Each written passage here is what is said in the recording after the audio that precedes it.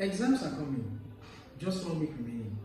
Everyone is trying to digest voluminous PDFs and textbooks.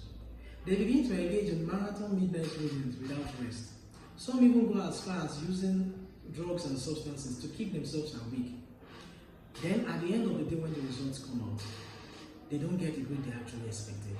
So every student out there, please know the reading pattern that suits you. Now, not everybody is meant for the midnight class. Not everybody is comfortable with the midnight reading as well. Not everybody is convenient with group reading.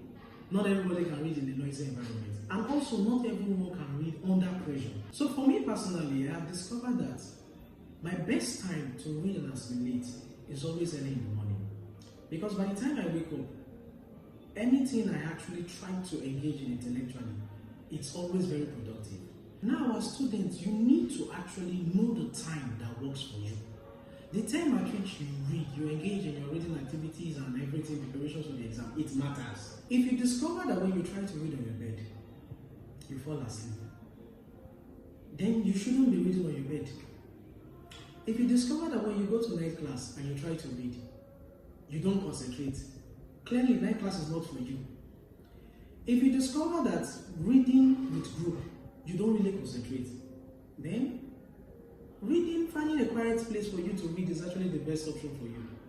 And also, if you discover that in a noisy environment, you can't really assimilate, then you need to get a quiet place. Finally, students, stop reading when it is just 1 week or 2 days to the exams.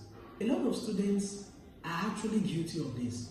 When it is 1 week to the exam, that is when they want to digest something it took the lecturer 3 months to 4 months to teach you.